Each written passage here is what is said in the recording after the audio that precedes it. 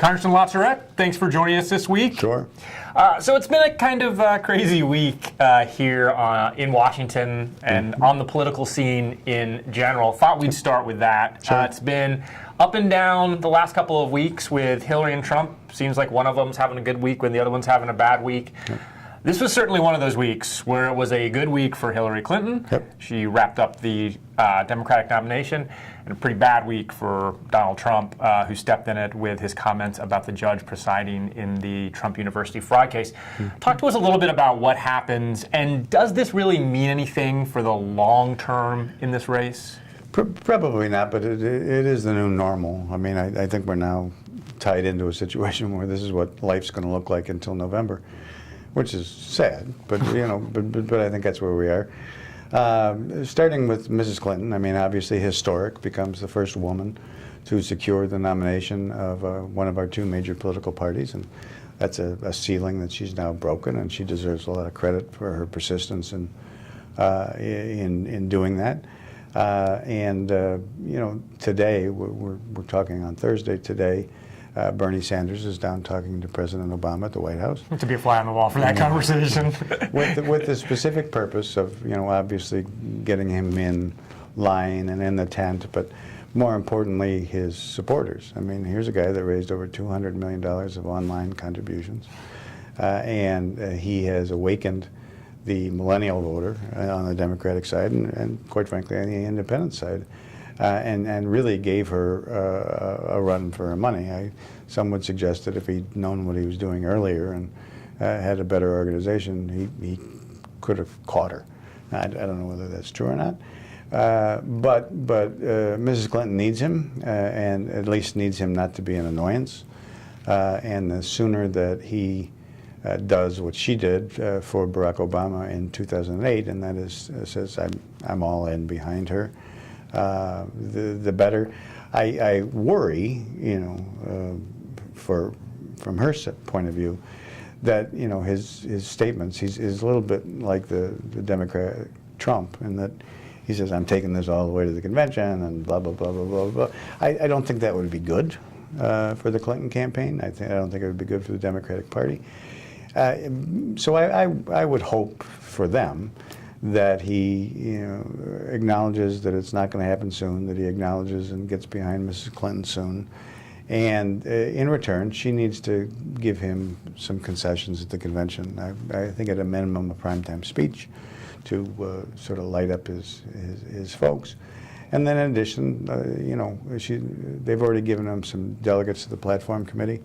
And I think that there needs to be some consideration of the policies that are important to him. Isn't there some concern that he ends up being the Ted Kennedy? Ted Kennedy ran against Jimmy Carter in 1980. Yeah. He lost. He took it all the way to the convention. Nobody left there feeling like Ted Kennedy was committed to re-electing Jimmy Carter. Isn't that the fear for Hillary Clinton at this point? That the perception is that he just doesn't care. Well, I think so, and it's complicated by the fact that, and we've talked before, that both Mrs. Clinton and Mr. Trump are very unpopular people, and so they need all the help they can get, and a unified Democratic Party would go a long way towards doing that. And if they leave Philadelphia in disarray, it's not going to be good. Now, having said that, it probably will not be fatal if Mr. Trump keeps talking in a way that he's talking. And this week's kerfluffle has to do with the American-born judge of Mexican descent in Indiana who is handling one of, I don't think it's the only one, Trump University cases. And of course, now famously, Donald Trump has questioned whether or not this guy can do his job and be impartial, or because of Mr. Trump's road statements about excluding Mexicans building walls and so forth and so on. The interesting thing is that the Republican establishment backlash has been swift. Didn't it seem a little out of proportion? I mean, it was I mean, based upon some of the other stuff he said. Yeah.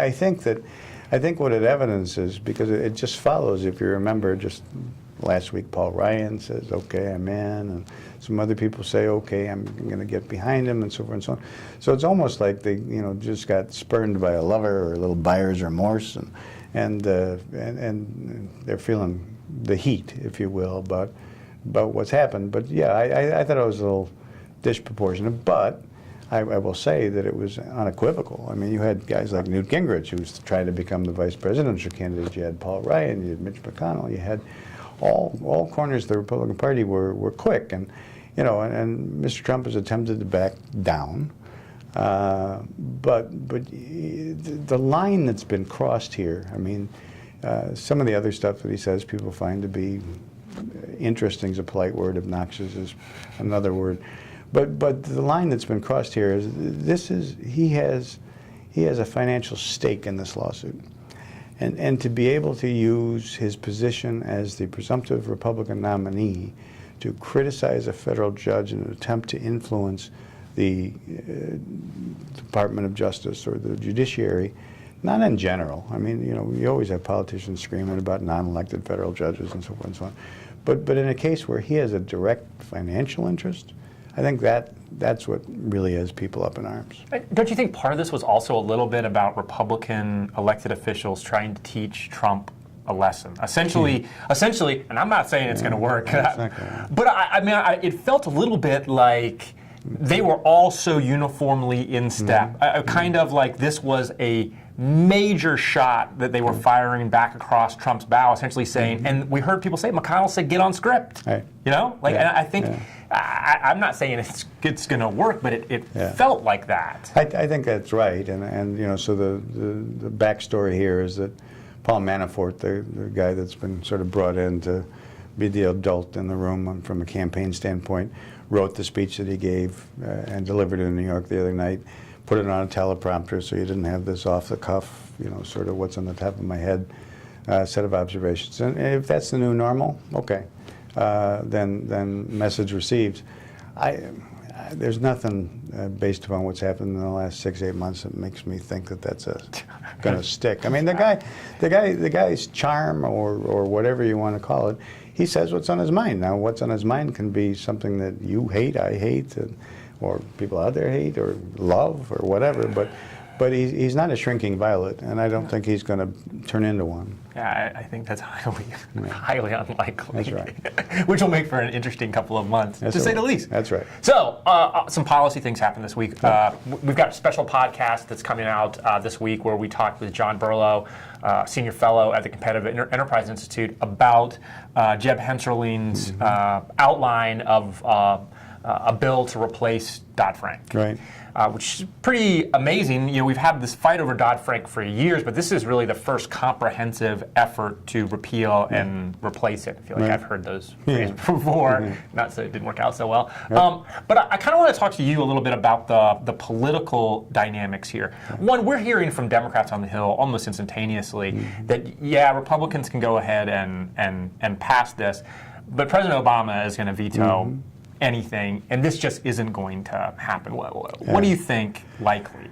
I think likely it's not going to happen. I mean, the president will not sign it, and you may remember early in the year there were just a couple of rifle shots on Dodd-Frank that, for instance, a simple accounting measure that everybody agreed was not productive, was not helpful.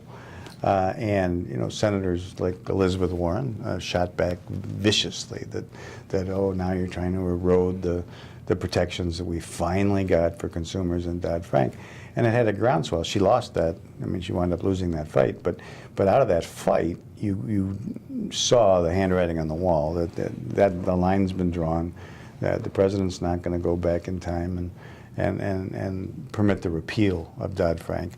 And it really is, Chairman Hensarling has sadly engaged in a lot of overreach in this Congress. I mean, his previous attempt was to eliminate Fannie Mae and Freddie Mac, the government-backed secondary mortgage market, which, had some exposures and some difficulties during the housing meltdown in 2008. But likewise, if it wasn't for Fannie and Freddie, a lot of people wouldn't own houses in the United States today. And so that was never gonna fly, and it failed miserably. And I think that Republicans would be better off to take that lesson from Fannie and Freddie, and also the Affordable Care Act, and say, look, in both of those laws, there are some things that people find so obnoxious that you can get support.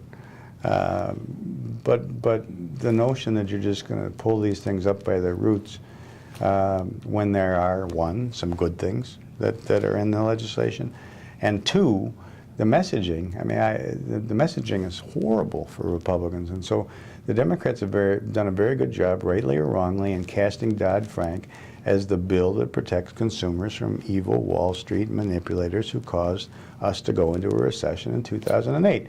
I think that some of Dodd-Frank has done that. Some of it is way overreach, and you know, has given the Democrats. Well, one example is every unit of the federal government, including the CIA and the FBI and our intelligence collection operations, are subject to annual appropriations by the Congress. Right. Okay. Well, and you know, the CIA stuff we do in executive session, and it's a national secret and so forth and so on. But Dodd-Frank specifically exempts the organization that Mr. Cordray from Ohio runs, the Consumer Protection Bureau, from annual appropriations. The Congress of the United States has no oversight. They can set their own budget, they can spend their own money, and now most people that I know would be offended by that. But rather than going after that, say, why wouldn't they be subject, like everybody else, to some oversight? To say, no, we're going to get rid of Dodd-Frank, it's a futile effort, in my opinion. Well, and there's been some scuttle here in Washington that part of Hensarline's rollout of this, that his hand was a little forced. In the last couple of weeks, Donald Trump started talking about Dodd-Frank and essentially said when he's president, he's going to repeal Dodd-Frank. And then very quickly, Hensarline put together the speech in New York where he unveiled, it wasn't even a full bill at this point, it's just an outline of what a bill would look like. Do you think that part of this is the House trying to get ahead of Trump on this issue?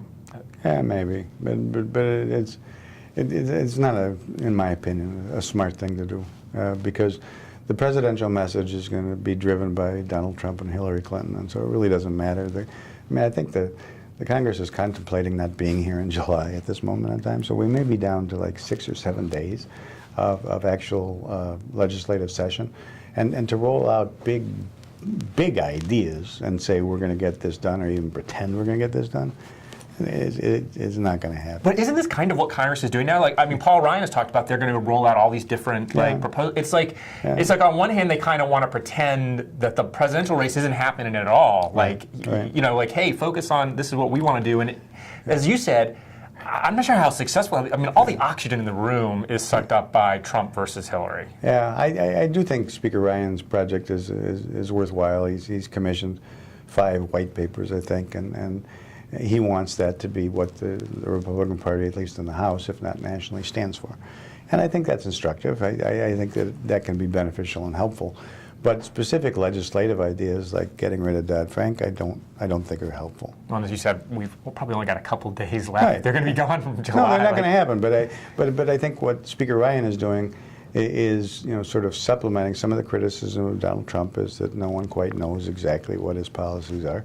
And you know, Paul Ryan's 5 white papers will provide, okay, if you continue to elect Republicans in the House at least, and the Senate, these are the types of things we want to work on. What do you think? A little bit like the contract with America was in '94 when I was elected. And I don't think it's a bad thing. I don't think it's a silver bullet either. But yeah, good luck trying to separate themselves from Mr. Trump. That's right. Well, speaking of Speaker Ryan, one of the things that I feel like we've talked a lot about, I told you we should have like a little tip jar here. Every time we talk about return to regular order, we should have to drop a quarter in. This would be a very full tip jar right now. Yeah, it sure would. Okay. Once again, we're talking about return to regular order or the fact that it's not going to happen. We saw you talked before in the previous weeks about how these extraneous issues were holding up the appropriations process. In particular, this year it was over LGBT non-discrimination executive order. And now apparently Speaker Ryan is proposing to rein in the amendment process, which is not exactly going over well with conservatives in particular in the House. Talk to us a little bit about this. Yeah, I mean, there's no way, given the current structure of the House and makeup of the House, that you can have regular order.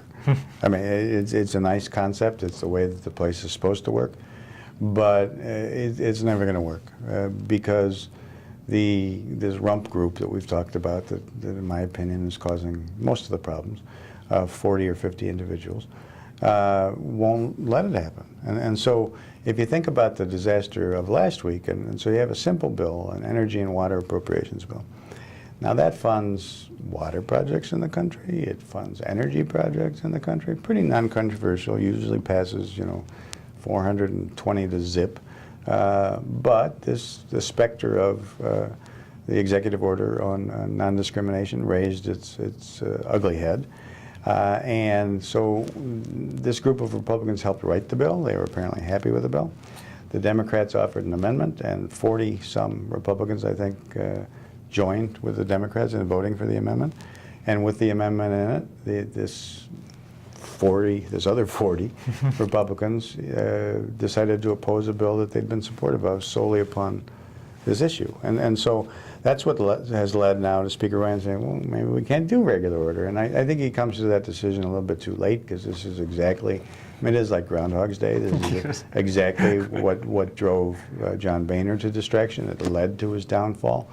And for these guys now to say, well, no, you can't have closed rules, what they don't, I mean, just from the political standpoint for a minute, forget the policy side, by forcing members in swing districts, competitive districts, to take votes that are never going to become law but are harmful with some segment of the electorate, that's not what the majority party is supposed to be doing. It's supposed to be protecting its members from really, really stupid votes. And these guys are preventing that from happening. And so they want to squawk about, oh, we have to have regular order, but there's no way that regular order will ever produce a piece of legislation. Well, it's the irony being here, so the open rule process is what allowed Democrats to have this LGBT issue added to the bill, which caused conservatives to then vote against their own legislation because they were unhappy with it. But it's the conservatives who voted against that legislation who are now complaining about any effort to rein in the amendment process. I mean, it seems like just somebody just casually observing this that maybe these people actually don't want anything to get done. Maybe, or they're just completely not plugged in on what the legislative process is about. I mean, which is a possibility as well. And it was further punctuated last week. I was with some former colleagues of mine over the weekend, and apparently after this vote, and these 40 Republicans, supported the president's executive order basically on non-discrimination. A fellow from Georgia got up and gave a prayer. Every Republican conference starts with a prayer, and I think it's great. I mean, give us wisdom. We used to pray for the president and his family, and no matter who the president was, and just nothing wrong with it, nice and healthy. But they've turned it into almost a homily now, and this guy lectured the 40 Republicans on yanking the Republican Party backwards, and read some scripture that basically suggested that the Bible sanctions the killing of homosexual gays and lesbians.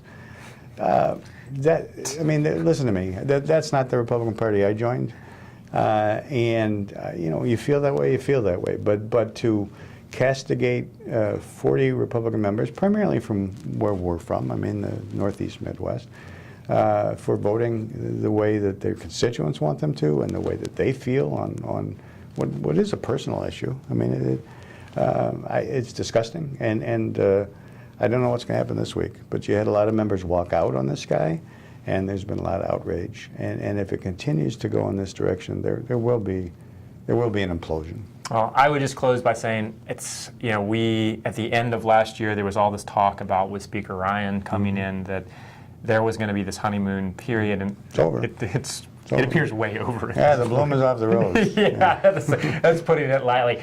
Congressman LaTourette, thanks for joining us. Good to be with you.